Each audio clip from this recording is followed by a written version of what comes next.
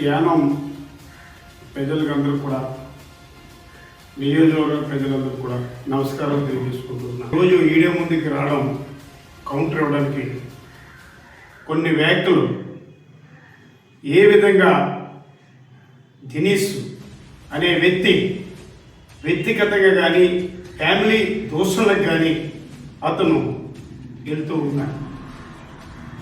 అదేవిధంగా మొన్న ఏదైతే పుట్టినరోజుని అతను చేసుకున్నాడో ఆ కటౌట్ గురించి కానీ మా అన్నగారి మీద మల్లాడి కృష్ణారావు గారి మీద కానీ మా వదిన గారి మీద కానీ అతను వ్యాఖ్యలు ఏ విధంగా చేస్తున్నాడో మీరు ఒకసారి యానం నియోజకవర్గం ప్రజలందరూ కూడా గమనించండి, దాన్ని వ్యతిరేకించండి.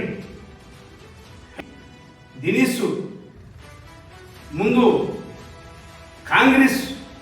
యూత్ కాంగ్రెస్ ప్రెసిడెంట్ మల్లాడి కృష్ణారావు ఇచ్చినప్పుడు 3 దఫాలు భైరవస్వామి చేయడం జరిగింది యూత్ కాంగ్రెస్ ప్రెసిడెంట్.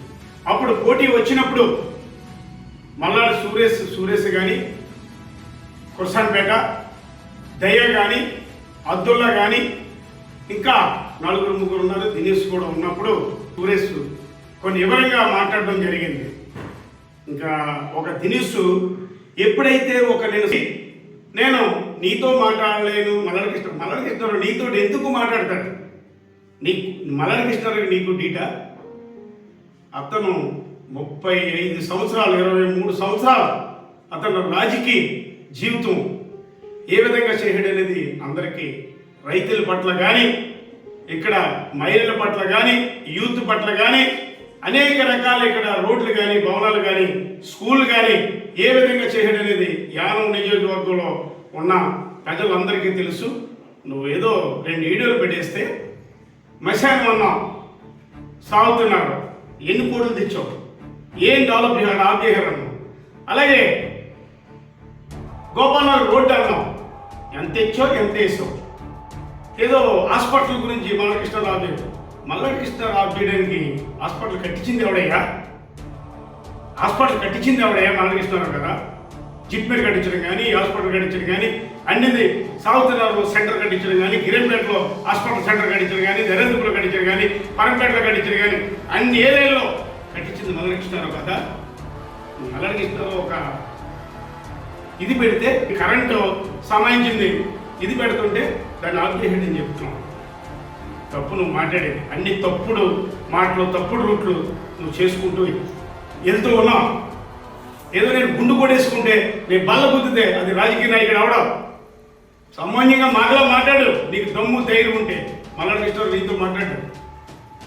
నువ్వు అంటే పిలిపిస్తే మేము పిలిస్తే సాగుతున్నారు నుంచి కానీ కిరేంపేట నుంచి కానీ దర్యాలతిప్ప నుంచి కానీ పరంపేట నుంచి కానీ దొమ్మిడిపేట నుంచి కానీ ఇలాగా యానం నియోజకవర్గంలో ఉన్న అందరూ కూడా ఇలా మాట్లాడుతూ ఉంటారు. ఈరోజు నిన్ను ఏ విధంగా నువ్వు గుండు కొడేసుకుంటే నువ్వే లీడర్ కాదు.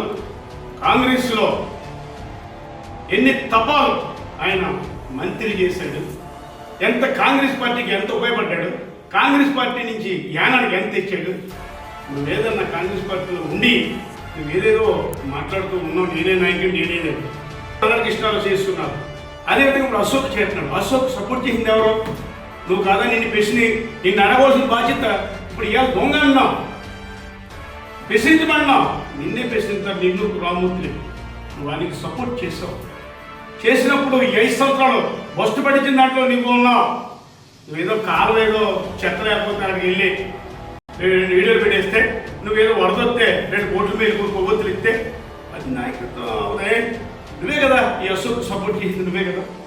మరి అలాగ అన్నప్పుడు ఈ 5 సంవత్సరాల బాధ్యతలు చెప్పవలసిన బాధ్యత ఇద్దరి మీద లేదా? రామూర్తి నువ్వు అశోక్ కూడా తిరిగి గిరేంపేట కానీ సాగుతున్నారు కానీ యానం నియోజకవర్గం అంతా కూడా పరంపేట ఇవన్నీ కూడా కనకాపేట యానం అంత నియోజకవర్గంతో కూడా తిరిగి మాయ మాటలు చెప్పిన దాంట్లో దినేష్ నువ్వు రామూర్తి లేరా నెగ్గించిన పాత్రలో ఉండి నువ్వు యానం నియోజకవర్గం ఉన్న ప్రజలకు కూడా సమాధానం చెప్పవలసిన బాధ్యత మీ మీద ఉంది. ఇప్పుడు నువ్వేదో సొల్లు కవులు చెప్పి మాయ మాటలు చెప్పి అవాకు సవాకులు పేలదీసి నువ్వేదో చెప్పేస్తే నీ మాట ఎవడు ఎండవు. నీ వెనకాలంలో ఎవరితోడన్నా వీడియోలో మాట్లాడిందనమా? నేనే రాజు, నేనే మంత్రి, నేనే కొట్టుకోవడం, బలమే కొట్టుకోవడం, అది రాజకీయానికి అది కరెక్ట్ కాదు. రాజకీయ నాయకుడు ప్రతి దానికి పేషెంట్కి జవాబుకి రెడీగా ఉండాలి. ఈ చిన్నోడు సూర్యేశాడు, గంజా తాగేవాడు, లేకపోతే దొంగతనం ఊళ్ళో దొంగతనం చేసేవాడు, ఇలాంటి వ్యాఖ్యలు చేయగలతో నేను మాట్లాడి నా స్థాయి కాదు.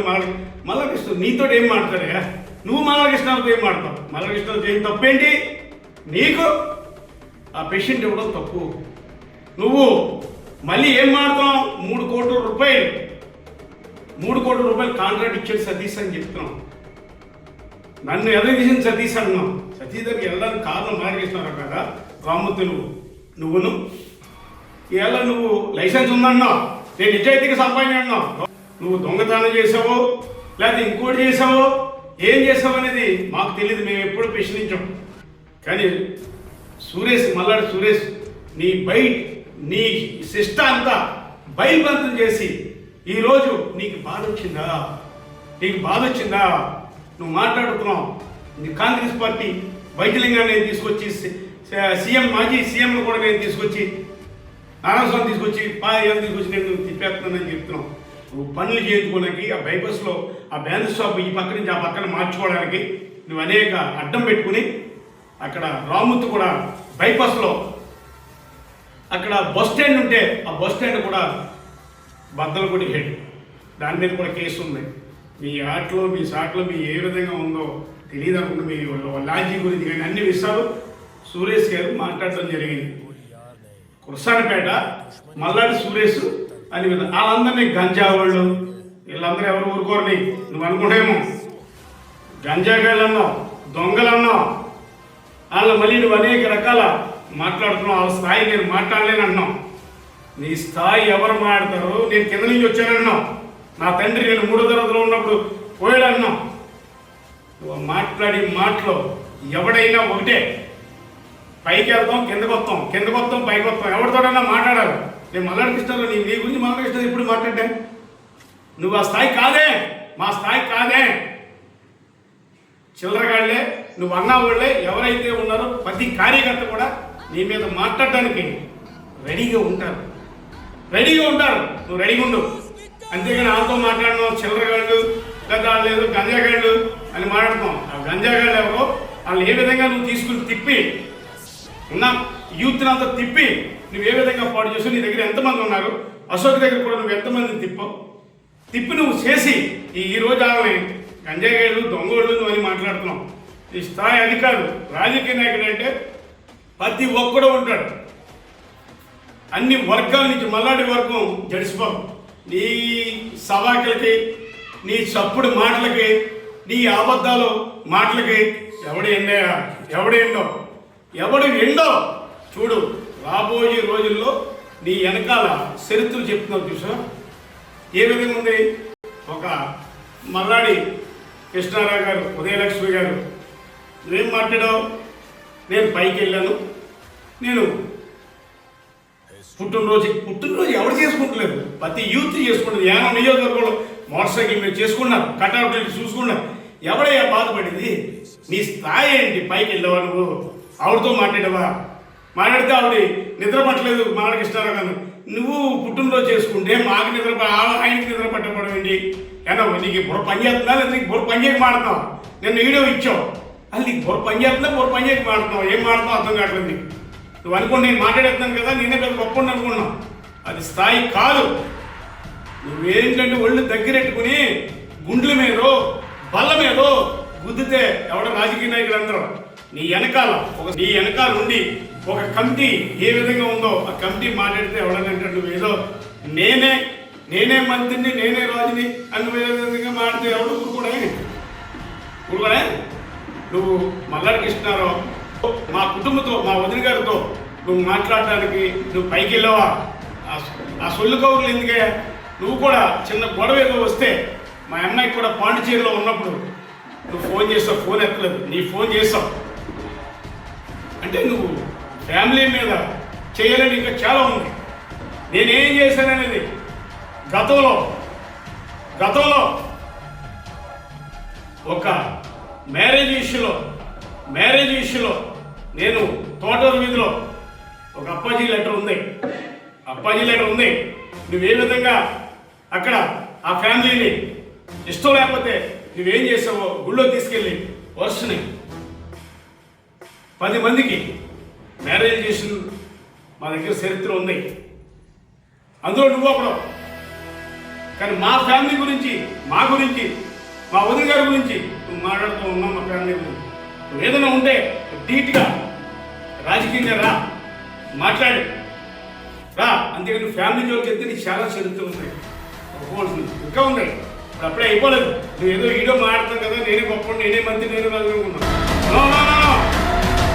నీకేం చేయాలో, ఎవరైతే సిల్లరగాళ్ళన్నావో ఆ సిల్లరగాళ్ళే రేపు ఏదైతే మాట్లాడుతావో నీకు ముందు అసలుపడే ఏదైనా ఆవేశంగా కొరతనంగా మాట్లాడే మాటలకి ప్రతిఫలం నువ్వు ఏ విధంగా పొందాలో మన కులం కానీ పక్కన ఉన్న కులాలు కానీ అందరూ కూడా నిన్ను హెచ్చరించడానికి, నిన్ను నిలబెట్టడానికి నువ్వు లేనిపోయిన మాటలు 2 కోట్ల రూపాయలు నువ్వు ఓళ్ళకి ఇస్తున్నారని దుష్ప్రచారం నువ్వు చేస్తూ ఉన్నావు. నీకు దమ్ము ధైర్యం ఉంటే ఈరోజు నుంచి పేపర్ రూపంగా కానీ ఇంకో రూపంగా చేయి. అంతేగాని ఎవడో ఏదో మాట్లాడాలని నీ మీద ఉద్రేకంతో నువ్వు 2 కోట్ల ఓళ్ళకి ఇస్తున్నావు. నీకు దమ్ము